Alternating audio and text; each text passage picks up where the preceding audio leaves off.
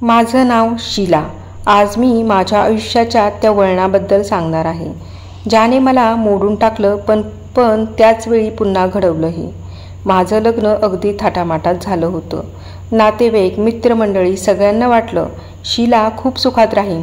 मीही हसतमुखाने सगळ्यांना मान दिला. पण लग्नाच्या पहिल्या काही महिन्यातच मला जाणवलं की आयुष्य तसं गुलाबी नाही आहे. नवऱ्याचा स्वभाव चिडका, संशयी आणि अधिकार गाजवणारा होता. मी खूप प्रयत्न केले संसार टिकवण्यासाठी, नातं सांभाळण्यासाठी. पण जेव्हा आयुष्य सतत अपमान, अवहेलना आणि हिंसेच्या सावलीत जगायला लागलं, तेव्हा एका टप्प्यावर माणूस तुटतो. माझं मन, शरीर आणि आत्मा सगळं जखमी झालं. शेवटी एक दिवस मी घटस्फोटाचा निर्णय घेतला. घटस्फोटाची पायरी चढणं सोपं नव्हतं. समाजात अजूनही घटस्फोटित स्त्रियांकडे वेगळ्याच नजरेने पाहिलं जातं.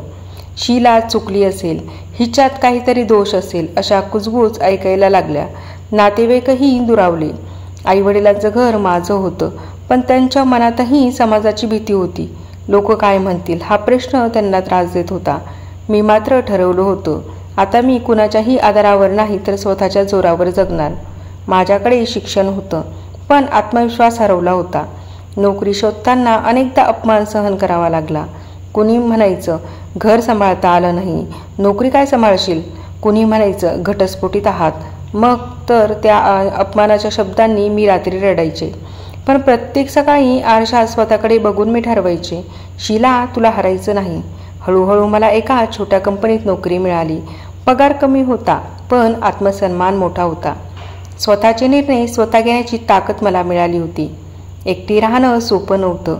घरात परतल्यावर शांतता कधीकधी ओरडायची सुद्धा. पण हळूहळू मी स्वतःला आवडायला लागले.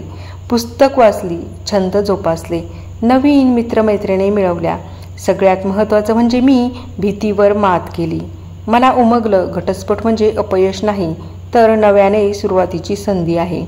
आज मी आत्मविश्वासाने जगते, स्वतःची ओळख निर्माण केली आहे. समाज अजूनही प्रश्न विचारतो, पण आता मी शांतपणे उत्तर देते, मी चुकले नाही, मी जगणं निवडलं. घटस्फोटानंतर आयुष्याला नव्याने दिशा देणं म्हणजे जणू पुन्हा पायावर उभं राहण्याचा प्रयत्न. माझ्याकडे फारशी बचत नव्हती. आईवडिलांपुढे हात करायचा नव्हता, म्हणून मी लहानशा नोकरीवर समाधान मानलं. कार्यालयातही काहींच्या नजरा मला टोचायच्या. घटस्फोटीत बाई, काळजी घ्या, असं मागे कुजबुजलं जायचं. कधीकधी एखादा पुरुष सहानुभूतीच्या नावाखाली मर्यादा ओलांडायचा.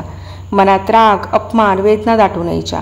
पण प्रत्येक वेळेस मी स्वतःला आठवण करून द्यायचे, शीला तुला कोणाला सिद्ध करायचं नाही, फक्त स्वतःलाच दाखवायचं आहे की तू कमजोर नाहीस. पगार छोटा होता, तरी मी काटकसर करून काही रक्कम वाचवायला लागले. भाड्याच्या एका छोट्याशा घरात मी राहायला गेले. घराच्या 4 भिंतीमध्ये एकटेपणा घुसायचा, पण त्याच भिंतींनी मला सांगितलं, हे तुझं आहे, तुझ्या स्वतःच्या मेहनतीने कमवलेलं आहे. त्या 4 भिंतींनी मला आधार दिला. मला नेहमी शिक्षणाची आवड होती, पण लग्नानंतर ती थांबली होती. मी रात्री नोकरीनंतर अभ्यास सुरू केला. ऑनलाईन कोर्सेस केले, संगणक शिकले, इंग्रजीचा सराव केला. हळूहळू माझं व्यक्तिमत्व बदलायला लागलं. कार्यालयातही माझ्या मेहनतीचं कौतुक होऊ लागलं. मला बढती मिळाली, जबाबदाऱ्या वाढल्या आणि सर्वात महत्त्वाचं, मला माझ्या डोळ्यात आत्मविश्वास दिसायला लागला. समाज अजूनही प्रश्न विचारायचा, आता पुन्हा लग्न करणार का? असं किती दिवस एकटी राहशील? मी आधी रडायचे, पण नंतर हसून म्हणायला शिकले, एकटी आहे पण आनंदी आहे आणि माझं आयुष्य माझ्या मर्जीप्रमाणे जगते आहे. त्या उत्तरानं मला समाधान मिळायचं. मी छंद जोपासायला लागले. लेखन, प्रवास, संगीत. प्रत्येक नवीन ठिकाणाने मला आठवण करून दिली की आयुष्य खूप मोठं आहे आणि एका अपयशाने त्याचा शेवट होत नाही. मी जेव्हा माझ्या पायावर उभी राहिले, तेव्हा माझ्या लक्षात आलं, माझ्यासारख्या कितीतरी स्त्रिया आहेत जे अजूनही समाजाच्या भीतीने गप्प बसून दुःख सहन करत आहेत. त्यांच्यासाठी मला काहीतरी करायचं होतं. मी लहानशा ग्रुपपासून सुरुवात केली. आम्ही काही घटस्फोटीत आणि पीडित स्त्रिया मिळून एकत्र भेटायचो. आपल्या गोष्टी शेअर करायचो, एकमेकींना धीर द्यायचो. हळूहळू हा गट वाढत गेला. स्त्रियांच्या डोळ्यात आशेची चमक पाहून मला वाटलं, शीला तुझा प्रवास वाया गेला नाही. तुझं दुःख आता इतरांना बळ बनवतंय. आयुष्यातील सगळ्यात मोठा धडा मला मिळाला, स्वतःवर प्रेम करा. घटस्फोटानंतर मी खूप दिवस स्वतःला दोष दिला. माझ्यात काहीतरी कमी असेल, पण नंतर उमगलं.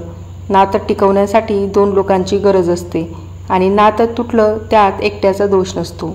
मी स्वतःला माफ केलं आणि हा क्षण माझ्या आयुष्यातील खरी मुक्तता घेऊन आला. नोकरीत स्थिर झाल्यावर मी माझं छोटंसं स्वप्न पूर्ण केलं. मी एक लहानसा फ्लॅट घेतला, जिथं प्रत्येक गोष्ट माझ्या मेहनतीची साक्ष होती. त्या घराचं दार उघडताना मला असं वाटलं की मी आयुष्यात दुसऱ्यांदा जन्मले. मी पुस्तक लिहायला लागले. घटस्फोटानंतर आयुष्य, स्त्रीचा आत्मसन्मान, स्वतःचं अस्तित्व लेख प्रकाशित झाले. लोकांनी कौतुक केलं. आता माझी ओळख फक्त घटस्फोटित स्त्री नव्हती, तर प्रेरणादायी लेखिका अशी झाली होती. ज्या लोकांनी कधी माझ्यावर बोट ठेवली होती ते आता म्हणायचे, शीला, तुझ्यासारखं धैर्य आम्हालाही मिळावं. ते शब्द ऐकून माझ्या डोळ्यात पाणी यायचं, पण यावेळी ते दुःखाचे नव्हे तर आनंदाचे अश्रू होते. मी माझी ओळख निर्माण केली, याचं मला सर्वात जास्त अभिमान वाटत होता. मला जाणवलं की मी जिंकले. धन्यवाद.